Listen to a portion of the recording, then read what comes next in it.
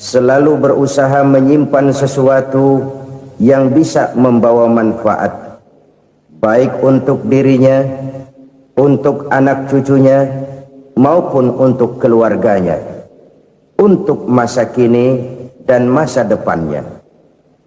Kadang simpanan itu berbentuk uang, kadang berupa tanah, lain saat berbentuk pabrik, dan lain sebagainya.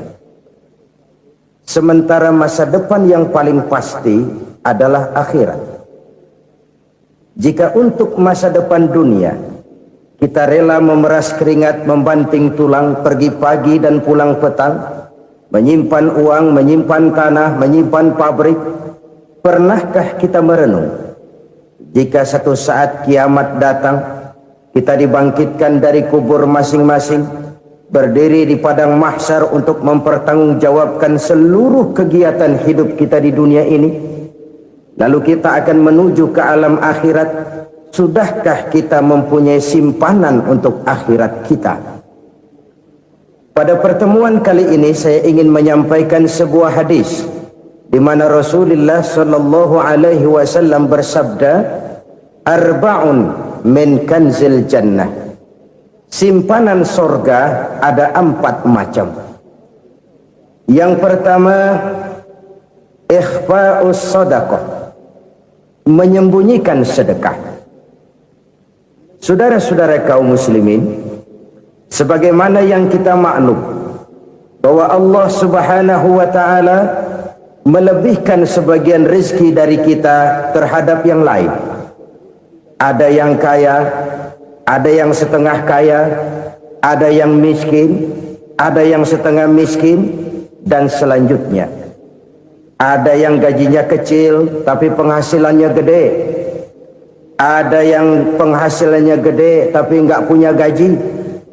Ada juga yang memang gajinya gede dan penghasilannya gede. Kelebihan rezeki merupakan sunnatullah dan tidak harus membuat kita merasa lebih dari yang lain. Bahkan sebaliknya, kelebihan itu harus membuat kita ringan tangan untuk menolong mereka yang memang memerlukan pertolongan. Kalau saudara diberikan ilmu, maka pertanyaan akhirat cuma satu: ilmumu kau amalkan untuk apa? Kalau saudara diberikan umur yang panjang, pengadilan akhirat juga bertanya satu: umurmu kau habiskan di mana? Tapi kalau saudara diberikan harta, pengadilan akhirat akan bertanya dua: hartamu kau dapat dari mana? Kau belanjakan kemana? Dari mananya ditanya dan kemananya juga ditanya. Oleh karena kita akan dimintakan pertanggungan jawab, maka amanah yang bernama harta ini harus kita gunakan dengan sebaik-baiknya. Ada penggunaan yang merupakan kewajiban, itu zakat namanya. Ada penggunaan yang sewaktu-waktu, itu infak namanya. Ada yang lebih sewaktu-waktu lagi, dan itu sedekah namanya. Zakat dia terikat oleh haul dan nisab, oleh putaran batas waktu dan ukuran dari harta itu sendiri. Sedangkan infak terikat oleh situasi dan kondisi perekonomian seseorang. Sedangkan sedekah tidak terikat dengan apapun. Dalam kondisi seperti apapun kita bisa melakukan sedekah dengan yang terkecil sekalipun. Sampai-sampai Rasulullah sallallahu alaihi wasallam mengajarkan, la tahqiranna minal ma'rufi syai'an walau an talqa akhaka biwajhin talik. Atau ada hadis, tabassumuka fi wajhi akhika laka shadaqah. Senyumanmu kepada temanmu adalah sedekah. Jadi untuk melakukan sedekah tidak harus dalam berbentuk uang. Dengan ilmu kita bisa sedekah, dengan tenaga kita bisa bersedekah, dengan pikiran kita bisa bersedekah, bahkan senyum kepada teman itu pun sedekah. Jadi kalau sedekah dengan uang memang belum punya uang, nyengir aja banyakin. Itu asal pada tempatnya, jangan lalu ketemu tiang listrik cengengesan. Tentu tidak pada tempatnya dan tidak wajar. Nah, sedekah yang paling dicintai Allah adalah sedekah yang disembunyikan. Artinya, jauh dari sifat riya. Kan kadang-kadang ada orang sedekah itu disebutkan namanya, apa tidak bagus? Kalau memang niatnya ikhlas, ya bagus-bagus saja untuk memberikan sugesti kepada yang lain. Si Fulan bin Fulan nyumbang sekian, diumumkan. Boleh kalau niatnya untuk memberikan rangsangan kepada yang lain supaya dia menyumbang lebih besar dari orang tadi. Tapi kalau itu mendatangkan riya, maka sedekah yang paling dicintai Allah adalah sedekah yang disembunyikan. Tangan kiri saja tidak tahu apa yang diberikan oleh tangan kanan. Sedekah yang dilakukan dengan ikhlas akan merupakan perbendaharaan surga, tersembunyi dari pandangan orang lain, tidak seorang pun tahu. Karena memang sikap yang baik adalah melupakan kebaikan dan mengingat kesalahan. Itu salah satu ciri orang bahagia. Orang yang selalu mengingat kesalahannya dan berusaha melupakan segala kebaikannya. Kalau dia akan ada kebaikan, dia tidak bisa ikut, dia merasa rugi karena dia merasa belum pernah berbuat baik. Tapi kalau akan melakukan kesalahan baru, dia ingat kesalahan yang sudah-sudah, sehingga terhalang baginya untuk melakukan satu kesalahan baru. Demikianlah saudara-saudara, bahwa Allah melebihkan rizki sebagian kita dari yang lain, agar terjadi tolong-menolong dalam kehidupan ini. Jadi kesenjangan yang nature, kesenjangan yang alami, itu sunnatullah. Ada yang kaya, ada yang miskin, ada yang kelas menengah. Nah, kenapa lalu sekarang kita berusaha mengentaskan kemiskinan? Oleh karena adanya kesenjangan struktural. Kalau yang kaya bisa semakin kaya, kenapa yang miskin tidak bisa naik jadi ikut sedikit kaya? Sebab pada dasarnya Islam adalah agama yang sejak turunnya sudah berupaya memerangi kemiskinan. Bahkan dikatakan kemiskinan itu mendekatkan kepada kekufuran. Orang kalau miskin udah dekat banget sama kafir. Gampang menjadi kafir. Berapa banyak saudara-saudara kita yang oleh karena soal perut, oleh karena soal materi, terpaksa meninggalkan dan menanggalkan akidahnya. Menjual petunjuk yang diberikan Allah dengan kesenangan dunia yang cuma sebentar ini. Na'udzubillah, thumma na'udzubillah. Jadi makin kita sembunyikan satu sedekah, semakin banyak perbendaharaan kita di surga. Sedekah yang paling dicintai Allah adalah sedekah yang disembunyikan. Malahan ada seorang sufi, dia punya kebiasaan kalau pergi sholat Jumat, dia bawa uang, itu uang dia taruh di bawah tikar masjid. Dia niat sedekah kepada siapa saja yang nemuin itu duit. Maksudnya apa? Supaya yang nemuin nggak tahu siapa yang punya duit. Demikian dia saking ingin menyembunyikan sedekahnya. Karena sifat riya itu bisa memakan amal kita sendiri. Riya itu termasuk menyebut-nyebut kebaikan kita. Orang yang suka nepuk dada, sedikit-sedikit ngitungnya kalau nggak gua. Tuh kalau nggak gua tuh. Tuh yang belah situ, kalau nggak gua, iya kalau nggak lu kenapa emang? Orang yang suka menepuk jasa, tuh biasanya memang begitu saudara-saudara. Kalau perang lagi berkecamuk, orang nggak sempat ngaku jadi pahlawan. Tapi begitu perang selesai, yang kagak kenal bedil ngaku pahlawan, mas. Itu sesuatu yang biasa. Oleh karenanya, orang-orang yang ikhlas dalam bersedekah, disembunyikannya sedekah itu Allah cinta betul. Malahan ada hadis memberikan jaminan, inna sedaqatal mar'il muslimi tazidu fil umri wa tadfa'u mitatas su'i. Sesungguhnya sedekahnya seorang mukmin tazidu fil umri, bisa menambah umur panjang, wa tadfa'u mitatas su'i, dan menyelamatkan manusia dari mati secara su'ul khatimah. Jadi siapa yang kepengen panjang umur, banyaklah sedekah. Yang bosan hidup, pelit terus. Sedekah menambah panjang umur dan menyelamatkan manusia dari mati secara su'ul khatimah. Pak, katanya umur itu nggak bisa ditambah, nggak bisa dikurangin. Kapan? Kalau ajal sudah datang. Wa idza jaa ajaluhum la yastakhiruna sa'atan wa la yastakdimun. Kalau ajal datang tidak bisa dimajukan, tidak bisa dimundurkan. Itu kalau ajal sudah datang. Tidak bisa lagi umur ditambah dikurangi, sudah datang. Tapi kalau belum datang, itu kan haknya Allah. Mau ditambah, mau dikurangi, hak prerogatif Allah. Sebagai pencipta manusia, Allah Maha Kuasa dan Maha Mampu. Sedekah ini menambah panjang umur dan menyelamatkan manusia dari mati secara su'ul khatimah. Itu orang mati kan sama ya, kondisinya mati, nggak nafas. Tapi hakikat mati kan lain-lain. Ada yang mati itu husnul khatimah, baik akhirnya. Misalnya lagi ngaji mati, lagi sholat mati, lagi sedekah mati. Ini yang dinamakan dengan husnul khatimah, baik di akhirnya. Sebaliknya ada yang su'ul khatimah, jelek di akhirnya. Ini yang jadi catatan akhir. Lagi nyekek botol, mampus. Lagi banting kartu, modar. Su'ul khatimah, jelek pada akhirnya. Sedekah menyelamatkan manusia dari mati secara su'ul khatimah. Dan kita semua kepengen mendapat husnul khatimah, jauh dari su'ul khatimah. Oleh sebab itu yang bisa menyelamatkan kita dari penyakit itu antara lain adalah sedekah yang disembunyikan, yang dikerjakan dengan ikhlas karena Allah, tidak karena kepengen dipuji orang, tidak karena ingin dikatakan orang pemurah. Sebab orang dermawan itu orang yang memberi tanpa harus diminta. Kalau masih harus diminta, ya belum dermawan namanya, masih harus diminta. Kalau nggak diminta ya tulus, lolos, polos.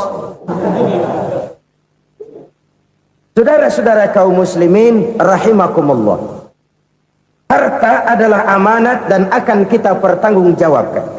Allah melebihkan rizki sebagian kita dari yang lain agar kita saling tolong menolong, bantu membantu. Nabi janjikan siapa yang meringankan beban saudaranya muslim di dunia, Allah akan meringankan bebannya di akhirat nanti. Sebuah jaminan dari baginda Nabi. Si orang yang kita bantu barangkali tidak bisa membalas, Allah yang akan membalas lewat jalan lain yang tidak pernah kita sangka-sangka. Ada orang tanya, Pak, ini ada orang nyumbang masjid sambil marah-marah, bagaimana? Saya bilang sumbangannya aja ambil, marahnya jangan. Marahnya jangan diambil, itu urusan dia. Saudara-saudara kaum muslimin rahimakumullah, umat Islam ini kan umat yang punya potensi besar. Kadang kita merenung, kenapa kadang-kadang pembangunan masjid kok lambat sekali? Kalau hotel hari ini peletakan pertama, bulan depan peresmian. Supermarket hari ini peletakan batu pertama, minggu depan peresmian.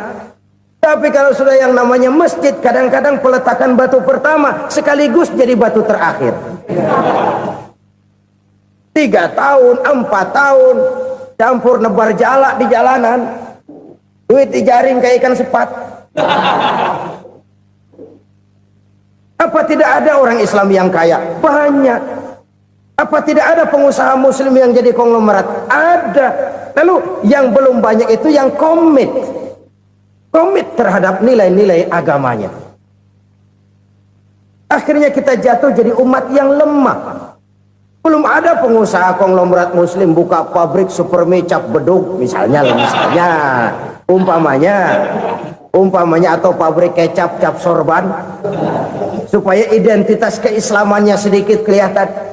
Kita jatuh jadi umat yang lemah karena potensi tidak terinventarisir dengan baik. Kita ini ibarat kompor yang cuma matengin nasi orang lain. Potensi kita dimanfaatkan oleh orang lain. Ukhuwah Islamiyah kita baru terbatas kepada silaturahmi. Ukhuwah di bidang ekonomi kita lemah, ukhuwah di bidang kebudayaan kita lemah, apalagi ukhuwah di bidang politik kita lebih rapuh lagi.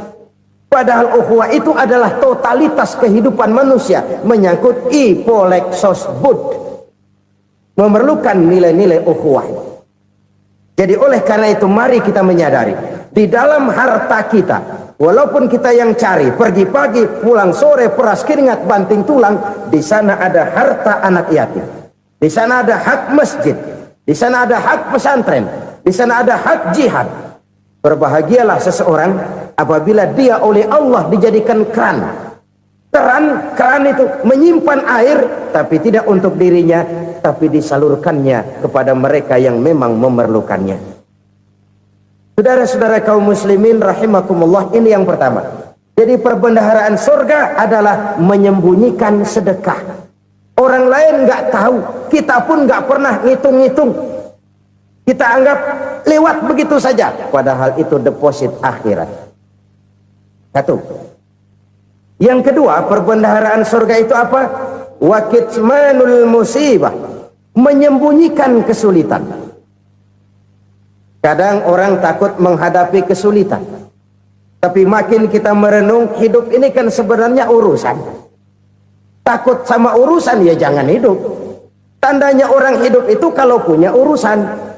Urusan melupakan problem, problem sering menimbulkan kesulitan. Kesulitan bukan untuk ditakuti, tapi untuk diatasi dan dicarikan jalan keluarnya. Siapa sih orangnya yang nggak pernah sulit-sulit? Makin tinggi status sosialnya, makin gede urusannya. Makin tinggi kualitas imannya, makin berat tingkat kesulitannya. Cuma memang yang namanya enak itu seperti pelangi. Biang lala itu nggak pernah di atas kepala kita, di atas kepala orang melulu. Lo sih enak lo, kata kita. Dia juga bilang enak kan lo. Pelangi itu nggak pernah di atas kepala kita. Kata tukang beca, aduh enak ya naik Mercy. Kata tukang beca, apa yang di dalam mobil Mercy? Aduh enak bener tukang beca, di jok ngeringkuk ngorok pulas bener. Saya kamar pakai AC sejuk, tempat tidur sutra empuk, alga spring bed, kulak kulik nggak bisa pulas kalau belum minum Valium, belum tidur. Enak bener tukang beca, di jok ngorok nggak tahu wetan kulon. Si tukang beca bilang yang di Mercy enak, yang di Mercy bilang tukang beca enak. Inilah enak, nggak pernah di atas kepala kita, di atas kepala orang lain melulu enak itu. Nah saudara-saudara, yang merupakan perbendaharaan surga itu orang yang bisa menyembunyikan kesulitan, baik pribadi ataupun rumah tangga. Nih terutama rumah tangga yang jadi soalnya. Kadang-kadang kita ini kalau senang, sebaliknya kalau senang kita diam, kalem aja, cuek. Banyak banget duit kita bawaan, diam aja udah. Malah ketemu orang takut. Tapi begitu susah, sekampung tahu. Padahal Nabi mengajarkan perbendaharaan surga itu menyembunyikan musibah, menyembunyikan kesulitan. Kalau enak, cerita sama orang-orang. Kalau nggak enak, rasain sendiri, tekan sendiri, atasin sendiri. Kita kan sebaliknya, senang kita diam, asal lagi susah, paling tidak kita nyari teman buat cerita kesusahan. Siapa orangnya yang nggak pernah susah? Cuma soalnya bagaimana kita mengatasi kesusahan itu sendiri. Begitu juga misalnya kalau orang sudah berumah tangga, itu orang tuanya harus menjadi tempat dia cerita yang enak-enak saja. Yang nggak enak rasain berdua, selesaikan berdua, atasin berdua. Jangan dibalik. Asal senang diam, giliran susah aja. Maknya laporan. Terbalik. Bisa menjaga security informasi. Maka nama bayam keluar diem, malah seluitan. Enak amat lo makan daging ayam. Security informasi. Saudara-saudara kaum muslimin rahimakumullah, ujian yang terberat itu yang pernah diberikan kepada para nabi, para rasul, para aulia, para ulama. Makin tinggi keimanan, makin berat bentuk kesulitan. Ayo saya kemukakan satu contoh saja. Ada seorang nabi yang kaya, nabi kaya, namanya Nabi Ayub. Iblis kalau orang begini kan keki,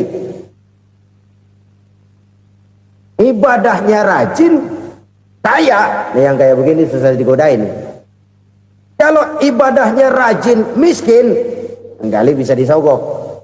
Sini imannya mantap, ibadahnya rajin, kaya, nabi lagi. Oh, tapi namanya iblis, nggak kurang akal. Laporan, Tuhan, kenapa Les? Ya ini bahasa saya, bahasa Qurannya sih nggak gitu. Itu hambamu yang namanya Ayub, dia rajin ibadah cuma karena dikasih kaya aja. Coba kasih miskin dia, berhenti dia sembahyang. Ah, kamu bisa aja. Saya tahu Ayub itu hambaku yang ikhlas. Saya buktiin Tuhan, silahkan. Dibuktiin lah, iblis turun ke alamin.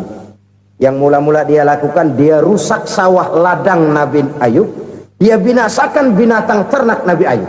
Sehingga dalam waktu singkat, jatuhlah Nabi Ayub dari orang paling kaya jadi orang paling miskin. Beliau masih ibadah di mihrab dalam masjid. Datang iblis. Saudara Ayub, ya, lagi ngapain? Ibadah. Nyembah Allah, nyembah Allah. Oh, percuma. Kenapa? Tuhan yang ente sembah nih, dia udah bikin miskin ente. Sawah ladang ente hancur lebur, binatang ternak binasa. Sekarang ente jadi orang paling miskin. Ngapain nyembah Tuhan kayak begitu? Tekor. Udah berhenti dah ibadah, berhenti ibadah. Ini iblis sama Tuhan lapornya lain, yang dikerjakan kepada Nabi Ayub juga lain. Benar begitu iblis, kata Nabi Ayub. Iya, sawah ladang saya habis, buras. Binatang ternak saya binasa, binasa. Saya miskin, bangpak. Apa jawab Nabi Ayub? Bukan innalillahi, ini hebat. Alhamdulillahillazi a'tani wa akhza minni. Segala puji bagi Allah yang telah memberikan harta kepada saya dan sekarang mengambilnya lagi. Alhamdulillah. Allah yang ngasih, Allah yang ambil. Itu mah urusan Allah. Iblis cuman ibadah jalan terus, sujud lagi Nabi Ayub. Iblis seleher gondok banget. Dasar Nabi nggak mempan dia apa-apain. Miskin malah alhamdulillah. Allah yang ngasih, Allah yang ambil. Jadi kalau kita tidak komit, kita tidak terikat kepada kaya, miskin, senang, susah, apa yang bisa bikin kita susah? Jadikan kekayaan, kemiskinan, jadikan senang, susah sebagai anak buah yang bisa kita atur. Jangan kekayaan ngatur kita, jangan kemiskinan ngatur kita. Kita yang harus mengatur mereka. Senang, susah, kaya, miskin, bahagia, sengsara, jadikan itu anak buah yang bisa kita atur. Kalau sekarang kita kaya, lain saat boleh jadi kita miskin, semiskin-miskinnya. Allah yang ngasih, Allah yang ambil. Tenaga mana yang bisa menghalangi? Ibadah jalan terus. Iblis makin gondok. Dasar Nabi loh. Akhirnya apa? Nabi Ayub dikerjain, diberikan penyakit. Demikian fatal penyakitnya. Bayangin, udah miskin sakit. Masya Allah. Miskin sakit. Sakitnya nggak lama, kira-kira 16 tahun. Istrinya 3, 2 mental minta ceraiin. Ngerawatin laki bengek begini. Senang belum tentu, susah udah pasti nih. Cerai aja, cerai dah. Cerai. Tinggal satu Siti Rahmah yang setia menemani beliau. Sesetia-setianya hati perempuan. Satu saat Siti Rahmah bilang, "Bang, iya, abang kan Nabi, Bang. Lalu, namanya Nabi kan doanya jarang meleset, Bang. Maksud kamu minta kenapa sih sama Tuhan biar abang sembuh, baik dah, Bang?" Siti Rahmah, iya. Saya sakit berapa tahun sih dah? 16 tahun, Bang. Sebelum ini saya sehat berapa tahun? Ya kira-kira 60 tahun, Bang. Nah, coba ente banding-bandingin, Rahmah. Saya dikasih sehat 60 tahun, dikasih sakit 16 tahun. Sudah nggak sabar mau doa kepada Allah minta sembuh. Saya malu kepada Allah. Diuji dengan yang luar biasa seperti ini, tidak mengganggu stabilitas kehambaannya. Dia tetap menghamba kepada Allah Subhanahu wa ta'ala. Saudara-saudara kaum muslimin rahimakumullah. Kunci menghadapi kesulitan itu apa? Allah jelaskan dalam satu ayat, wa basyiris sabirin alladzina iza asabathum musibah qalu inna lillahi wa inna ilaihi raji'un. Gembirakan orang-orang yang sabar Siapa mereka itu? Yang apabila mendapat musibah mereka kembali kepada keyakinan dasar segalanya dari Allah dan segalanya akan kembali kepada Allah. Ini konsepsi dasar dari sikap muslim dalam menghadapi berbagai kesulitan. Segalanya dari Allah, segalanya akan kembali kepada Allah. Kalau ini sudah kondisi dasarnya, maka kita akan lapang menghadapi kenyataan bagaimanapun pahitnya. Apakah itu namanya miskin, apakah itu namanya sakit, bahkan maut sekalipun. Segalanya dari Allah, segalanya akan kembali kepada Allah. Ini sikap hidup, bukan sekedar ucapan. Kita kadang-kadang menjadikannya sebagai ucapan. Mulutnya sehingga berhenti, innalillahi wa inna ilaihi rajiun, tapi nangisnya terus gerung-gerungan. Bukan itu, ini kesadaran moral. Kalau segalanya dari Allah, segalanya kembali kepada Allah, kan sebenarnya cuma nunggu giliran. Hari ini saya nyembayangin dia, entah hari apa saya disembayangin orang. Hari ini saya antar dia ke kubur, entah hari apa orang nganterin saya ke kubur. Hari ini saya tahlilkan dia, entah nanti kapan orang tahlilkan saya. Segalanya dari Allah, segalanya akan kembali juga kepada Allah. Oleh sebab itu saudara-saudara, kesulitan bukan untuk ditakuti. Kesulitan justru untuk diatasi, dicarikan jalan keluarnya. Dan tidak ada orang yang tidak pernah mendapat kesulitan. Tidak ada. Semakin tinggi status sosial, semakin tinggi kualitas keimanan, semakin besar juga tingkat kesulitan. Hanya saja bagaimana cara kita mengatasinya. Dan Al-Quran menyatakan, inna ma'al usri yusra. Di balik kesulitan itu pasti ada kemudahan. Roda itu berputar. Karena itu Rasulullah sallallahu alaihi wasallam mengingatkan kepada kita, ta'arraf ilallahi fir raha ya'rifka fis syiddah. Ingatlah kepada Allah di waktu kamu senang, supaya Allah ingat kepada kamu di waktu kamu susah. Kalau waktu senang kita ingat kepada Allah, kita susah, Allah tidak akan meninggalkan kita. Tapi kalau waktu senang kita jauh dari Allah, sujud tidak sempat, dengan masjid jauh, ketika senang kita lupakan Allah. Nanti begitu kita susah, Allah lupakan kita, dan itu menyakitkan. Oleh karena itu orang-orang tua kita dulu bilang, kalau lagi sehat ingat-ingat lu bakal sakit nanti. Kalau lagi kaya ingat-ingat satu saat kita bakal jatuh miskin. Bahkan kalau lagi muda ingat-ingat kita bakal tua. Dan yang terpenting, kalau lagi hidup ingat-ingat kita bakal mati. Saudara-saudara kaum muslimin rahimakumullah. Jadi yang kedua yang merupakan perbendaharaan surga, menyembunyikan musibah. Saudara-saudara kaum muslimin rahimakumullah. Hal ketiga yang merupakan perbendaharaan surga adalah wasilatur rahmi. Orang yang suka bersilaturahmi. Sebagaimana yang kita maklum bahwa manusia adalah makhluk yang disebut zon politika. Makhluk sosial yang tidak mungkin hidup sendiri-sendiri. Betapa dan siapapun kita memerlukan orang lain. Bodoh betul manusia kalau tinggal di tengah masyarakat tapi tidak mau bermasyarakat. Merasa hebat sendiri, pintar sendiri, gagah sendiri, kaya sendiri. Mungkin kalau mati juga ngubur sendiri.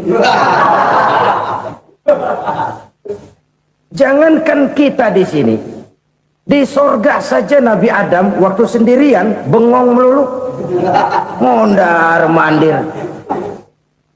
Allah tegur dalam sepidang. Ya ini kalau bahasa saya. Iya Tuhan, sepi ini nggak ada coret-corekan pisan ini. Diciptakan Siti Hawa baru anteng Nabi Adam. Itu di sorga. Cobalah. Umpamanya saudara tinggal di Jakarta nih. Kayak bener. Apaan aja di Jakarta punya saudara dah. Jembatan Semanggi ambil.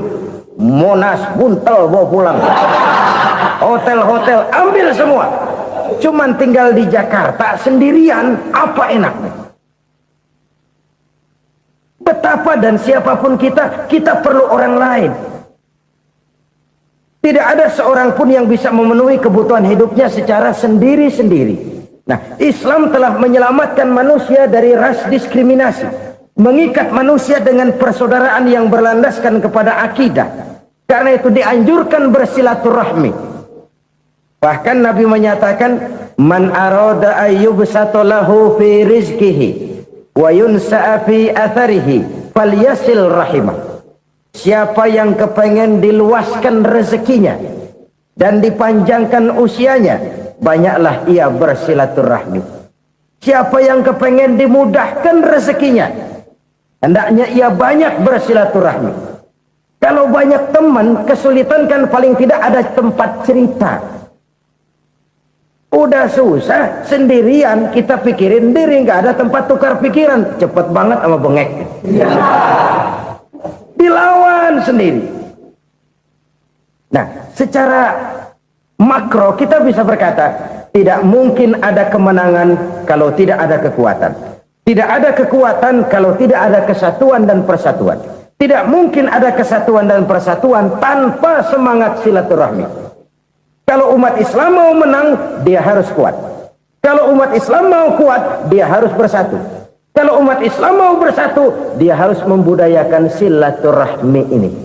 Bahkan sampai-sampai kata Nabi, kalau bisa cari nilai tambah. Apa? Silman koto'ak. Bersilaturahmilah kau kepada orang yang marah denganmu. Masya Allah, indahnya ajaran agama kita.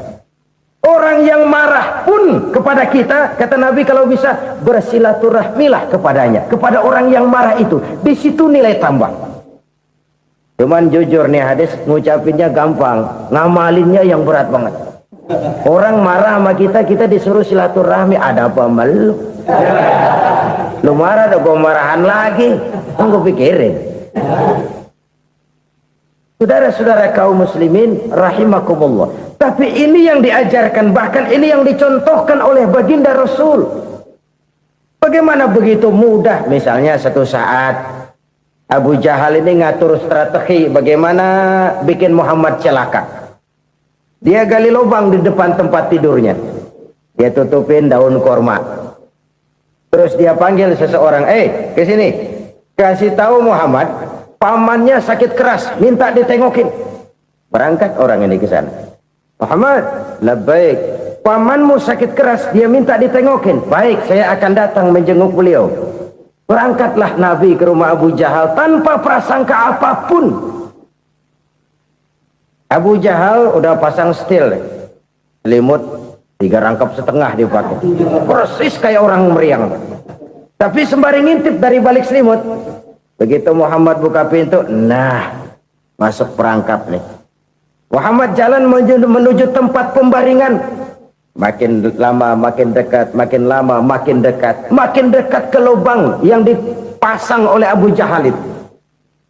Dalam hati Abu Jahal, terus dah jatuh, mampus dah lo ini. Mampus lo hari ini nih.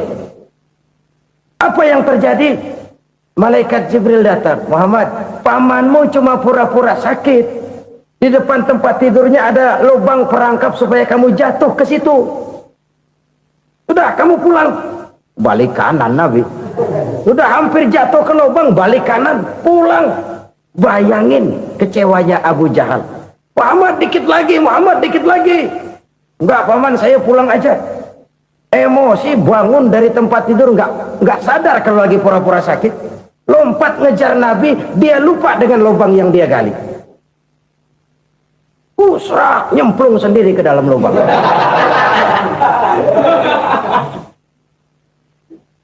Nabi terus berlalu. Ini terjadi keanehan. Jatuh ke lubang yang dia gali itu sebenarnya nggak terlalu dalam ya, antara 3-4 meteran lah. Tolong saya jatuh ke lubang ini. Datanglah pelayan-pelayannya itu. Angkat saya dari sini. Oh, yang ngulurin tambang. Satu gulung, belum juga nyampe itu tambah. Kurang, beli lagi ke warung. Sambung, ulur lagi, nggak juga bisa sampai. Wah, ini kerjaan Muhammad ini. Tolong, siapa salah seorang kamu ke rumah Muhammad, kasih tahu encangnya kecebur. Minta ditolongin. Sampaikan kepada Rasul. Kenapa? Pamanmu jatuh ke lubang, Muhammad minta tolong diangkatin. Tambang udah nyambung-nyambung nggak nyampe juga. Ya, nanti saya datang, saya tolong. Coba. Nyata-nyata orang berniat jahat mau mencelakakan dia. Datang dia menolong. Ini yang disebut air tuba dibalas air susu ya ini. Bukan sebaliknya. Air tuba dibalas air susu. Paman, kecebur ya? Iya Muhammad, tolong ini. Pegang tangan saya. Nabi ulurkan tangannya. Nyampe. Dipegang oleh Abu Jahal. Diangkat ke atas. Sampai atas. Apa kata Abu Jahal? Sihirmu memang hebat Muhammad. Udah ditolongin dikata sihir. Yang enak kita kemplang kan itu orang begitu. Urusan apa? Tapi inilah akhlak. Kalau bisa kamu bersilaturahmilah dengan orang yang marah kepadamu sekalipun. Orang marah kita tetap baik. So, kalau kita berbuat baik sama orang yang memang baik, rasanya sih biasa-biasa aja. Orang baik kita baik lagi, ya draw aja, belum ada nilai tambah di situ. Baru ada nilai tambah kalau kita bisa berbuat baik kepada orang yang nyakitin kita. Itu namanya kita setingkat di atas dia. Dia sakitin kita, kita berbuat baik sama dia. Dia pelit sama kita, kita baik sama dia. Dia marahin kita, kita deketin dia. Di situ kita punya nilai tambah. Jadi siapa yang ingin diluaskan rezekinya kata Nabi dan dipanjangkan umurnya, hendaklah ia banyak-banyak bersilaturahmi. Sederhana sebenarnya silaturahmi, tapi silaturahmi membangkitkan semangat kesatuan dan persatuan. Kesatuan dan persatuan melahirkan kekuatan. Dalam matematika 1 ditambah 1 pasti 2. Tapi di tengah masyarakat 1 orang takut ditambah 1 orang takut, hasilnya jadi 2 orang setengah berani. Kenapa setengah berani? Karena udah berdua. Tadi pan takut sendirian. Kalau dia kumpul turu-turu takutlah jadi berani. Kita yang lemah, kita yang tidak berdaya, kita yang miskin, kalau mau kompak bersatu, apa yang nggak bisa kita kerjain? Apalagi tinggal di kota besar, pilihan cuma 2. Bertahan atau minggir. Bertahan atau minggir. Untuk bisa bertahan harus mampu bersaing. Untuk mampu bersaing harus punya keahlian. Keahlian harus ditunjang dengan pendidikan, ditambah oleh kekompakan sebagai umat. Udah miskin mencar mulu, orang injak kita. Orang nggak pandang urusan apa malu. Oleh karena itu silaturahmi pada hakikatnya merupakan roh dari ukhuwah yang diajarkan oleh agama kita. Bagaimana Islam menyelamatkan masyarakat manusia dari ras diskriminasi, mengikat manusia, dan tidak ada persaudaraan yang lebih indah selain persaudaraan yang diikat dengan nilai-nilai akidah. Sepanjang orang di jalan Allah, itulah saudara kita. Keluar dia dari jalan Allah, selesailah persaudaraan sampai di situ. Karena itu, kalau ingin menyimpan sesuatu di surga, banyaklah bersilaturahmi. Datang ke rumah ini, datang ke rumah itu, dan lain sebagainya. Itu simpanan kita di akhirat nanti. Ini yang ketiga. Saudara-saudara, yang keempat, perbendaharaan surga itu apa? Wa qawlu la hawla wa la quwwata illa billah. Ucapan la hawla wa la quwwata illa billah. Ibadah kan ada yang berat, modalnya besar. Bangun masjid berat, modalnya besar. Bangun rumah sakit berat, modalnya besar. Ada ibadah yang berat tapi modalnya ringan. Misalnya puasa. Puasa itu berat, mengendalikan nafsu. Kalau sekedar nggak makan nggak minum sih enteng, mengendalikan nafsu. Itu jihad terbesar, tapi kan modalnya ringan, cuma niat saja. Ini ibadah berat, modalnya ringan. Ada ibadah yang ringan, modalnya juga enteng. Seperti termasuk ucapan la haula wa la quwwata illa billah. Tanpa sadar, la haula wa la quwwata illa billah. Nyelengin tuh di surga. Nyelengin, kita nggak terasa, nyelengin simpenan akhirat. La haula wa la quwwata illa billah. Nyimpen lagi. Kaget, la haula wa la quwata illa billah, nyimpan lagi, banyak simpenan. Walaupun sebenarnya yang dimaksud di sini adalah kesadaran batin bahwa tidak ada daya dan kekuatan kecuali Allah. Itu intinya. Kita memulai pekerjaan disunahkan baca bismillah, kan begitu. Apa itu? Kesadaran moral bahwa ini saya bisa kerjakan, saya kerjakan ini dengan menyebut nama Allah. Kenapa? Kalau Allah tidak memberikan daya dan kekuatan, mana mampu saya kerjakan ini. Maka saya kerjakan ini dengan menyebut nama Allah. Bismillah. Kesadaran moral.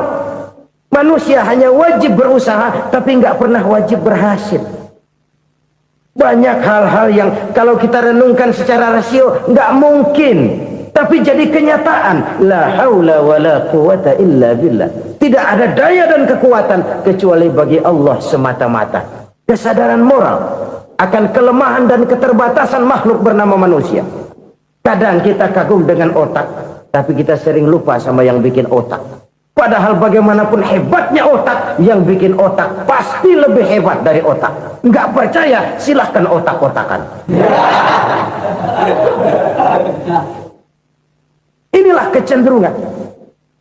Kita kagum dengan pesawat-pesawat mutakhir, bukan main, besi gede banget terbang itu.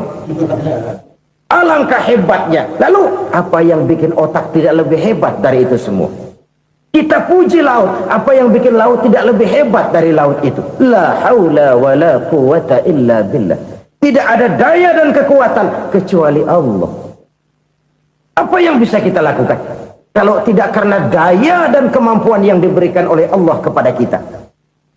Lahirlah sikap tawadu, rendah hati, tidak melonjak menjadi angkuh dan sombong, sadar akan kelemahan dan keterbatasan diri sebagai makhluk yang diciptakan oleh Allah Subhanahu wa taala. Jadi satu sisi ini ucapan yang berpahala, la haula, jadi wiridan. Pada sisi lain ini kesadaran moral, sikap mental, kesadaran batin bahwa yang punya daya dan kekuatan itu cuma Allah. Kita nggak pantas untuk sombong, sebab sombong itu pakaiannya Allah. Kita nggak sedang pakai pakaian Allah, kegedean. Dan makin kita renungi, makin terbentur. Apa sih yang bisa kita sombongin? Kita mau sombong apa? Kaya, pintar, itu kan semua relatif. Di atas langit masih ada langit lagi. Jadi oleh karenanya, marilah kita menyadari, manusia hanya wajib berusaha, tapi tidak pernah wajib berhasil. Yang berusaha saja tidak wajib berhasil, apalagi yang tidak berusaha. Islam bukan agama orang pemalas yang selesai sholat lalu ngelohom, nggelenggem ayem-ayem. Tapi Islam bukan agama orang sombong yang setelah berusaha lalu tidak memerlukan Allah. Kita bisa saja bikin proyeksi, tahun sekian kita bakal panen besar menurut perhitungan otak. Tapi ada kejadian lain. Apa? Tikus ngambek. Habis itu dimakanin tikus, panen gagal. Proyeksi rasional gagal oleh tikus-tikus yang ngambek itu. Bisa saja terjadi.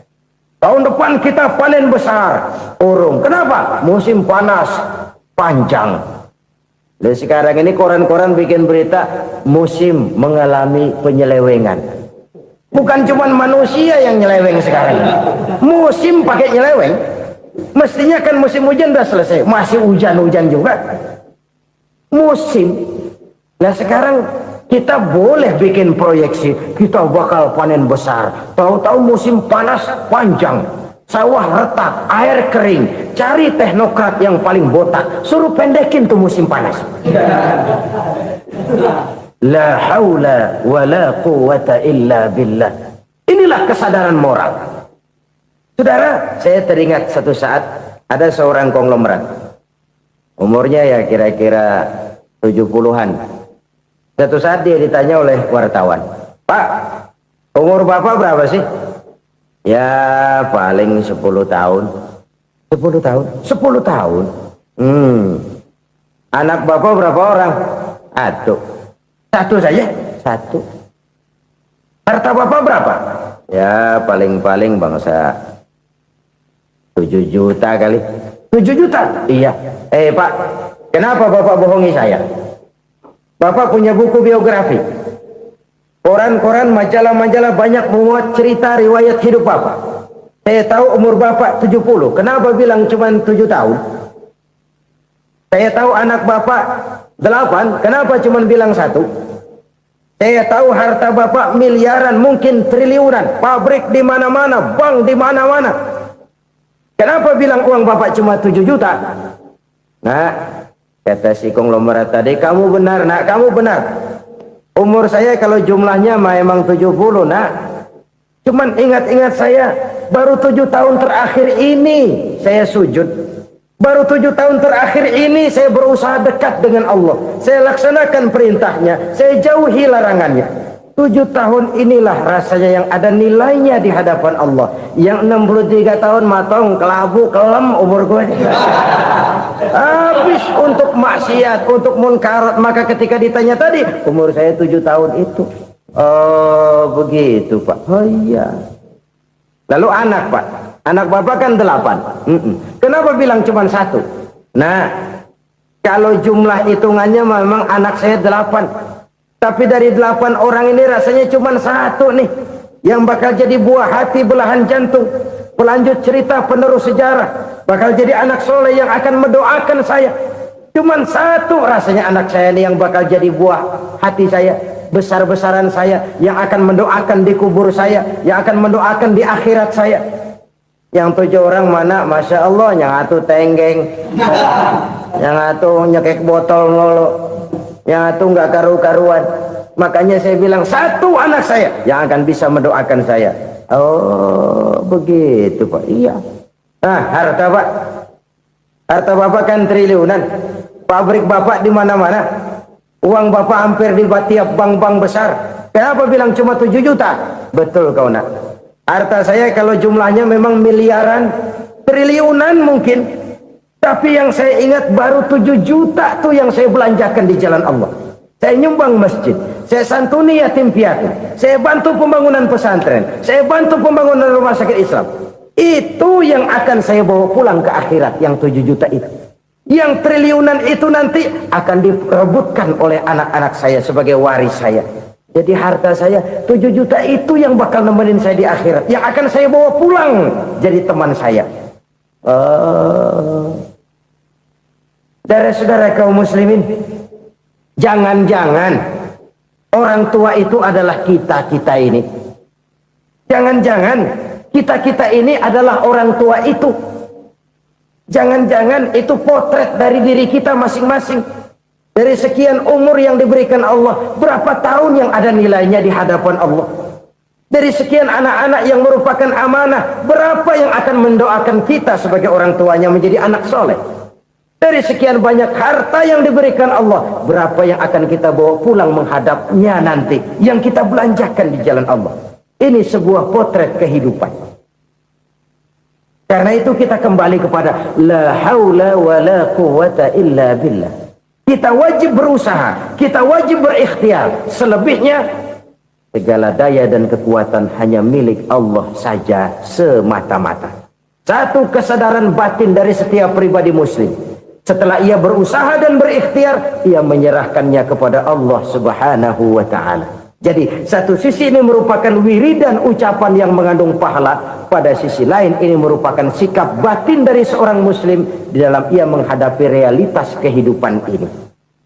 Saudara-saudara kaum muslimin rahimakumullah, kalau ini kita jadikan satu basis kehidupan, maka ini akan menyelamatkan manusia dari kemungkinan tergelincir menjadi orang yang lupa diri dan lupa darat.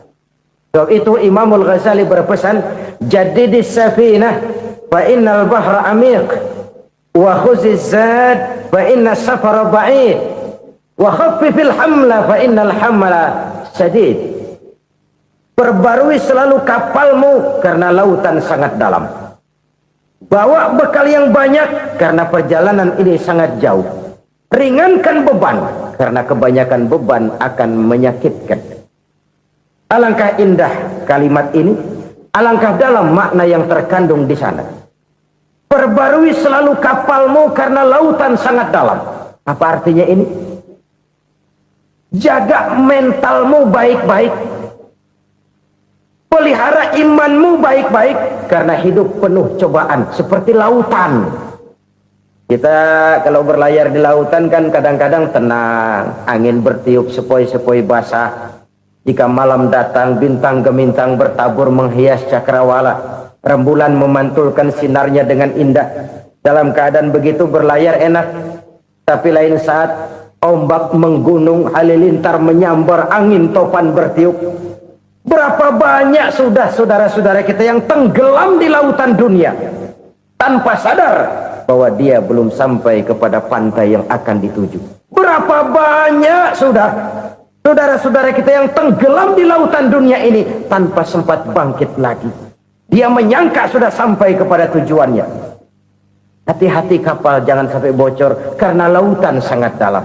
Iman ini jaga baik-baik karena hidup penuh dengan ujian. Wa khuzizat fa inna safara ba'id. Bawa bekal yang banyak karena perjalanan sangat jauh. Saudara mau ke Bandung, bawa duit. Saudara mau ke Surabaya, banyakan lagi duitnya. Saudara mau ke Mekah, gepokan, iketan tuh duit nggak lembaran lagi. Makin jauh perjalanan, makin banyak bekal yang harus kita bawa. Kalau saudara dari Jakarta mau ke Surabaya, kagak bawa duit berangkat juga, itu sih bukan berani namanya, nekat. Sampai Surabaya belum tentu, sengsara di jalan udah pasti. Kenapa? Nggak bawa bekal berangkat. Sama juga kita nih, misalnya belum sempat sembahyang, mati. Waduh, berani banget orang. Belum punya bekal, mati. Sengsara di jalan. Atau bekal tidak cukup. Dari Jakarta saudara mau ke Surabaya, bawa duit 500 perak. Paling jauh Cikampek nyampenya itu. Paling jauh itu. Antara jauhnya perjalanan dengan bekal yang saudara bawa tidak seimbang. Hidup ini perjalanan panjang. A walking tour. Dimulai dari alam arwah. Sebelum jasad diciptakan, roh diciptakan lebih dulu. Dari situ pindah ke alam rahim. Dari alam rahim pindah ke alam dunia. Dari alam dunia pindah ke alam barzah. Baru menuju akhirat. Satu perjalanan panjang. Kalau bekal tidak bawa, sengsara di jalan. Bawa bekal yang banyak karena perjalanan ini sangat jauh. Wa khaffifil hamla, ringankan beban karena beban itu cuma akan menyulitkan. Kalau bekal itu sih keperluan, tapi beban nggak kita perluin, cuma ngeberat-beratin. Apa ini beban? Dosa, kecurangan, kebatilan, kesoliman, ketidakadilan, kesewenang-wenangan. Itu akan jadi beban kita di akhirat. Alangkah celakanya, perjalanan panjang, bekal tidak bawa, beban kelewat banyak, alamat sengsara di jalan. Pahala tidak ada, dosa berlipat ganda. Na'udzubillah, summa na'udzubillah. Kalau kita rangkum nasihat Al-Ghazali dengan kisah si konglomerat tadi, kita akan mengambil kesimpulan. Pertama, bekal terbaik dalam menghadapi gejolak kehidupan ini tidak lain adalah iman. Yang kedua, pahala dan dosa. Dua hal kontroversial. Pahala adalah bekal, dosa adalah beban. Tapi kita sekarang kan tidak begitu terangsang kepada yang abstrak. Orang berlomba mencari yang konkret-konkret saja, yang real. Kalau memang dosa, benjol dong, kira-kira begitu. Kira-kira begitu. Persis orang Yahudi dulu. Orang Yahudi itu kan pernah minta kepada Nabi Musa, Ya Musa, lan nu'mina laka hatta narallaha jahrah. Musa, kami nggak bakal mau beriman kepada Allah kalau belum kami lihat Allah ada nongkrong di depan kami. Kalau memang Tuhan ada, taruh dong di depan kami. Mau yang konkret-konkret saja. Kalau memang dosa, benjol dong. Kalau memang pahala, berasa dong. Orang terangsang kepada yang real, yang konkret-konkret saja. Karena itu, untuk mengejar dosa, orang mau bayar. Tapi untuk mengejar pahala, walaupun tidak bayar, orang segan. Ini yang dikatakan oleh Nabi, kamu mengharapkan ke surga, tapi kamu berat melaksanakan sesuatu yang bisa membawa kamu ke surga. Kamu ingin jauh dari neraka, tapi tiap saat kamu lakukan perbuatan-perbuatan yang justru menjerumuskan kamu ke neraka. Idda'aitum an-najata minan nar wa ramaitum fiha anfusakum. Kamu ingin selamat dari neraka, tapi kamu lemparkan diri kamu ke neraka. Kamu ingin masuk surga, tapi berat sekali kamu melakukan perbuatan-perbuatan yang bisa menyampaikan kamu di surga. Saudara-saudara kaum muslimin rahimakumullah. Jadi hal keempat yang merupakan perbendaharaan surga adalah la haula wa la quwata illa billah. Satu sisi ini merupakan ucapan yang memperberat timbangan akhirat. Pada sisi lain ini merupakan sikap hidup seorang muslim. Kesadaran batin yang sangat dalam bahwa tidak ada daya dan kekuatan kecuali Allah. Dan itu kita simbolkan pada saat memulai pekerjaan dengan Bismillah, dengan menyebut nama Allah. Satu kesadaran moral, saya hanya bisa melakukan ini karena diberikan daya dan kekuatan oleh Allah. Lahirlah sikap tawadu, rendah hati, tidak melonjak menjadi angkuh dan sombong. Saudara-saudara, sampai sini dulu jumpa kita kali ini. Semoga 4 perbendaharaan surga ini dapat kita lakukan, yang kelak akan merupakan bekal kita di kemudian hari nanti. Amin ya rabbal alamin.